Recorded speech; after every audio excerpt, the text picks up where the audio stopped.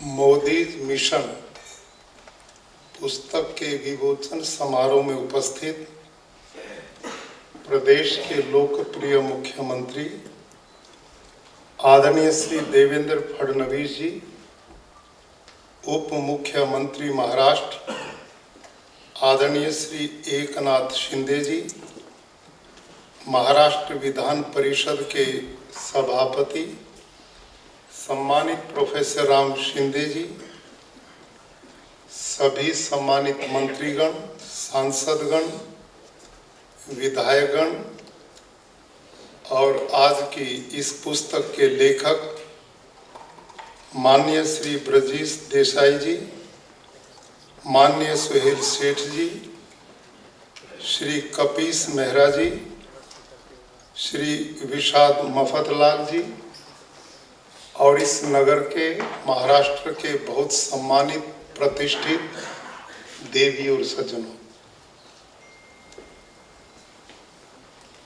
आदरणीय देश के यशस्वी प्रधानमंत्री श्रीमान नरेंद्र मोदी जी पर लिखित मोदी मिशन पुस्तक पर मेरे से पूर्व हमारे बड़े विद्वान वक्ताओं ने बहुत विस्तार से सभी चर्चाएं कर दी हैं। अब जो पीछे बचता उसकी बहुत दुर्गति होती है, उनमें आज मैं हूं, लेकिन आप इतने धैर्यवान सज्जन है कि मेरे को भी बर्दाश्त करने की कृपा करेंगे।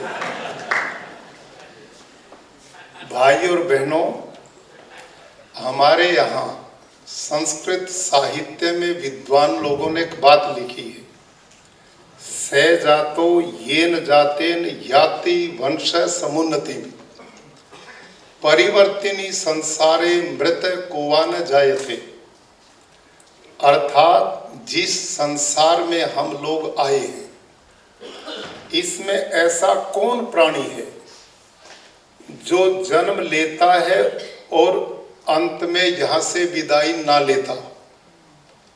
जो आता है वो निश्चित जाएगा, लेकिन धन्य वो लोग हैं जो जन्म लेने और मृत्यु के बीच के काल को मानवता की भलाई के लिए, विश्व के कल्याण के लिए, लोगों के उपकार के लिए समर्पित कर देते हैं। मैं समझता हूं इस देश का और हम सब का परम सौभाग्य है आज हम किसी व्यक्ति विशेष के लिए इन लोगों ने शब्द बोले हो, ऐसा नहीं है। अपितु मोदी जी ने अपने जीवन में जिन आदर्शों की स्थापना की है और किस पृष्ठभूमि से निकल करके की है, इस पर एकांत में बैठकर विचार किया जाए तो ये सामान्य मानव के वश की बात नहीं है।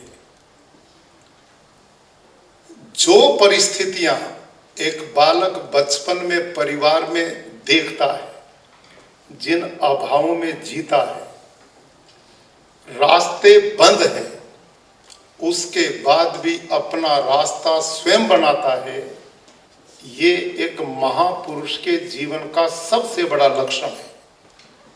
सामान्य व्यक्ति और महापुरुषों में यही तो अंतर है। सामान्य व्यक्ति कौन है?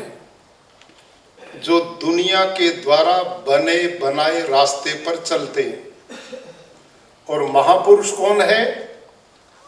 जो बने बनाए रास्ते पे नहीं चलता, अपितु नया बनाता है, और नया बनाता ही नहीं, जमाने की गर्दन पकड़ करके उसे उस रास्ते पर चलाने की ताकत रखता है। ऐसा काम यशस्वी प्रधानमंत्री नरेंद्र मोदी ने जीवन में किया है। गीता से आप लोग अनेक जुड़े हुए हैं। गीता में एक श्लोक आता है और वहां पर लिखा है, धर्म संस्थापनार्थाय संभवामि युगे युगे, कि जिस समाज में महापुरुषों की समाज को बदलने के लिए जरूरत होती है, तो वहां दैवीय व्यवस्था की ओर से ऐसे लोग आते हैं।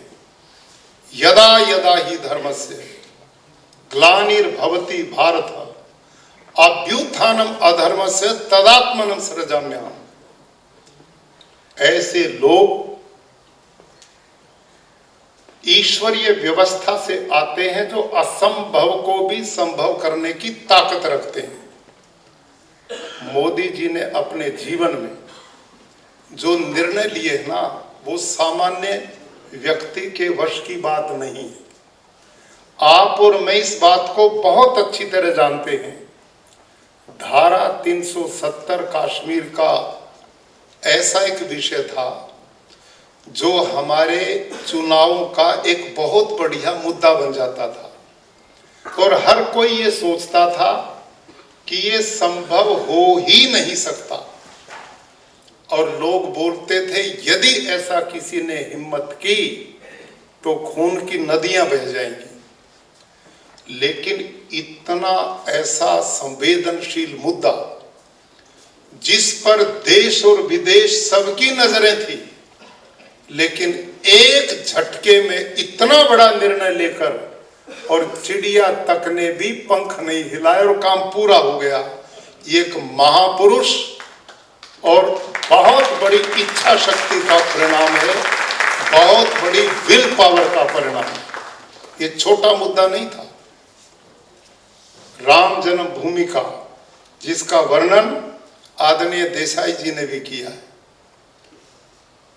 सैकड़ों वर्षों के इतना बड़ा जटिल विषय और बिना किसी खून खराबे के सम्मान के साथ हो पाया। इसके पीछे भी दैवीय व्यवस्था, एक ऐसे व्यक्ति का जीवन के जिसमें स्वार्थ नहीं है, जिसमें केवल परमार्थ है और लोक कल्याण का भाव है। इतने बड़े मुद्दे तभी सहज भाव से सफलतापूर्वक सफल हो पाते हैं। तो ये ईश्वरीय व्यवस्था, ऐसा व्यक्ति जिनके इस धरती पर आने पर देश के एक एक व्यक्ति को गर्व होना चाहिए। भाई और बहनों, दुनिया बहुत बड़ी है, अनेक देश हैं, और ऐसे भी देश जिन्होंने दुनिया पर राज्य किया जहां सूर्य कभी छिपता नहीं था, और अमेरिका जैसा आज शक्तिशाली देश भी है। कितने ही राष्ट्राध्यक्ष हैं, लेकिन गर्व भारत के लोगों को है कि उन्हीं के द्वारा दी जाने वाली रैंकिंग में भारत का यशस्वी प्रधानमंत्री नंबर 1, दुनिया का सबसे लोकप्रिय, सबसे सम्मानित और ऐसा व्यक्तित्व जो अपने राष्ट्र के लिए सब कुछ सोचता है। रूस से तेल लेने का एक प्रश्न राष्ट्र हित में, ट्रंप का स्वरूप दिखाना और उसके खिलाफ छाती तान करके खड़ा हो जाना इस देश के किसान के लिए, यहाँ की आर्थिक व्यवस्था को मजबूत रखने के लिए, भारत के लोगों के जीवन को सरल बनाने के लिए ये सामान्य व्यक्ति के वश की बात नहीं है। भाई और बहनों, इसी मुंबई में जो हमला हुआ था पाकिस्तान के द्वारा, उस समय हिम्मत नहीं पड़ी उन आक्रांताओं को जवाब देने की, और अभी उन्हीं के एक व्यक्ति ने इसका स्पष्टीकरण देते हुए कहा कि हमारे ऊपर प्रेशर था कि हम इसका जवाब नहीं दे पाए। लेकिन ये मोदी है कि थोड़ा सा भी गुस्ताखी की तो घर में जाकर के मारा और सही सटीक उत्तर दिया। ये एक व्यक्ति की अपना चिंतन और सोच है। आपको वो भी दिन याद होगा, रूस और यूक्रेन का जो युद्ध, कितने बेटे हमारे वहां पर फंसे थे युद्ध के बीच में, क्या दुनिया के इतिहास में आपने कोई घटना ऐसी पहले सुनी कि दो दुश्मन देश आपस में भीषण युद्ध कर रहे हो और मेरे देश का प्रधानमंत्री दोनों को फोन करता कि युद्ध रोकिए और मेरे देश के बेटे बेटियों को सम्मान सहित सुरक्षित वापस भेजिए। दोनों देशों ने युद्ध रोका। ये इतिहास की सामान्य घटना नहीं है और ये मेरे आपके लिए गर्व की बात है। एक जमाना था जब भारत के प्रधानमंत्री, राष्ट्राध्यक्ष विदेशों में जाते थे, अखबार में किसी कोने पे सूचना मिलती थी, वो चले भी गए और आ भी गए, और वहां जाते थे उनको हाथ पकड़कर यूं धकेल लेते थे, कोई मतलब नहीं था, बाहर बैठे रहते थे। आज भारत का प्रधानमंत्री एक शब्द बोलता तो दुनिया सुनती है, जहां जाता है तो पूरा राष्ट्र सम्मान में आगे खड़ा रहता है। और जितने भारतवंशी विदेशों में रहते हैं, आप प्रतिष्ठित लोग हैं, आपके बहुत परिचित विदेशों में होंगे, उनसे पूछिए कि आज से 11 वर्ष पहले उनकी क्या हालत थी और मोदी जी के प्रधानमंत्री बनने के बाद उनको कितना सम्मान विदेशों में मिला है। ये एक व्यक्ति की सोच का परिणाम है, ये व्यक्ति की सोच है। आलोचना तो दुनिया बदलने के लिए जो महापुरुष आए उनकी भी हुई। राम के समय भी रावण तैयार था, कृष्ण के समय भी कंस अपनी व्यवस्थाएं लिए बैठा था। जो जो लोग इस दुनिया में महापुरुष आए, उनकी हिस्ट्री, इतिहास पढ़ें, वो जब काम करते हैं और दुनिया को बदलना चाहते हैं तो ये दुनिया बदलना नहीं चाहती और उसका खूब विरोध होता है। लेकिन गिरते हैं से सवार ही मैदान जंग में, गिरते हैं से सवार ही मैदान जंग में, वो तिफर क्या गिरेंगे जो घुटनों के बल चले। जो काम करते हैं, जो पहचान बनाते हैं, ऐसे लोग पात्र बनते हैं लोगों के निंदा का, चुगली का, विरोध का, ये स्वाभाविक है। लेकिन प्रधानमंत्री मोदी जी ने घर फूंक तमाशा देखना, वो काम किसी व्यक्ति ने किया तो प्रधानमंत्री मोदी। अपनों में अपनापन तो सब देखते हैं, महान वो होते हैं जो दूसरों में अपनापन देखते हैं।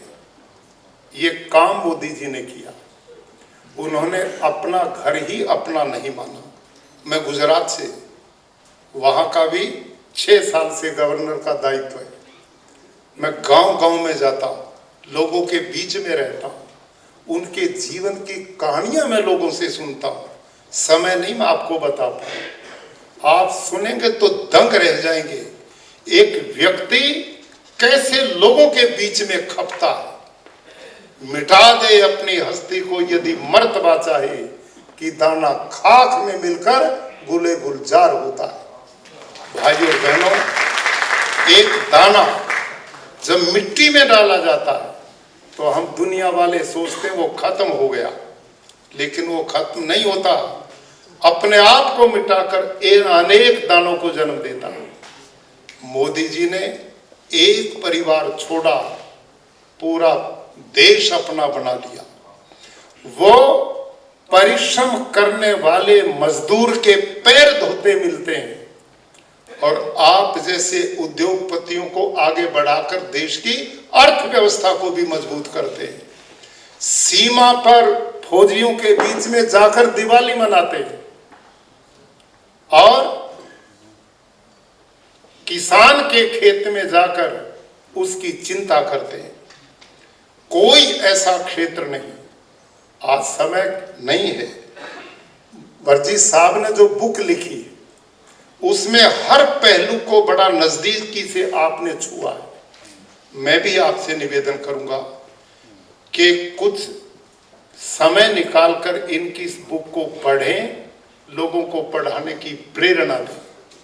मोदी जी केवल भारत के प्रधानमंत्री नहीं, वो एक विचार है, वो एक आध्यात्मिक शक्ति है, वो हमारी प्रेरणा है, वो इस देश का सम्मान है, वो इस देश की प्रतिष्ठा है, वो युवा पीढ़ी का गौरव है। ऐसे व्यक्तित्व ये ईश्वरीय व्यवस्था से आते हैं। इतना काम आप और मैं जोर लगा करके भी कर नहीं सकते। इतनी मेहनत, 25 साल का राजनीतिक उनका जीवन, पहला छोड़िए 25 साल का राजनीतिक जीवन, इतना लंबा समय। आप और हम, कोई बिजनेस करता, कोई नौकरी करता, कोई अन्य कार्यक्रम करता है, वो भी संडे की प्रतीक्षा करते हैं, उस दिन रेस्ट मिलेगा। फोन भी स्विच ऑफ कर देते हैं, भाई आज तो घर के लिए जियो। लेकिन ऐसा प्रधानमंत्री जिसने 25 साल में एक भी छुट्टी अवकाश नहीं लिया, एक भी दिन ऐसा नहीं जिस दिन देश के लिए ना जिए। और भगवान की अपार कृपा ही मैं मानता हूं, इतने दिन में हम सभी कई बार अस्पताल में जा चुके होंगे। ये भी ईश्वर ही कृपा है कि वो पूर्ण स्वस्थ और निरोग उनका जीवन, ये भी एक प्रेरणा है। इसके लिए भी हमारी चिंता करते हैं, भाई 10% तेल घटा लो, चर्बी मोटापे को घटा लो, ताकि स्वस्थ जी करके देश और परिवार समाज को आगे बढ़ा सके। एक जीवन का पहलू ऐसा नहीं जिसके साथ वो गंभीरता से हमारे साथ ना जुड़े। सब वो गिनाए नहीं जा सकते, इतने कार्य। अंत में उनकी एक घटना मैं आपको जरूर सुना देता हूं। मुख्यमंत्री जी ने उनके बारे में कहा, 9 साल का बालक एक रोटी इसलिए कम खाता है कि मेरी माँ को कितनी मेहनत, मेरे परिवार के लोगों को मेरे कम से थोड़ा सहायता मिले तो करे। क्या उम्र होती 9 साल की। वडनगर उनका गांव है, मैं उसमें गया, वहां मैंने कहानी सुनी उनकी। जब वो 7वीं क्लास में थे, ये मोदी विजन और आगे बन गया ये मिशन। ये दैवीय व्यवस्था नहीं तो क्या है जो घटना मैं सुनाने लगा हूं। संभवतः ये पहली बार आप सुनेंगे। जब वो 7वीं क्लास में सरकारी स्कूल में पढ़ते थे, पिताजी वहीं के स्टेशन पर चाय बेचते थे। गाड़ी 1-2 आती थी पूरे दिन में। कहा था, बेटे जब रेल इंजन सीटी बजाए तो समझ लेना गाड़ी आई, तू आ जाना, मैं चाय बनाऊंगा और तू बांटना। ये काम बाल्यावस्था में एक बालक ने किया। ऐसे परिवार में पैदा होने वाले बच्चे के जीवन में 7वीं क्लास की घटना है। वडनगर में शिवरात्रि पर अब भी एक मेला लगता है और उसमें अड़ोस पड़ोस के गांव के लोग मेले में आते हैं। तो उस मेला जब लगा तो इनके पिता ने, भाई मेले में बच्चा जाएगा, सबके बच्चे वहां कुछ खाएंगे, कुछ खिलौने भी लेंगे। इनको 1 रुपया दिया इनके पिताजी ने, बेटा मेले में जाए तो कुछ खा पी लेना। मोदी जी ने वो रुपया लिया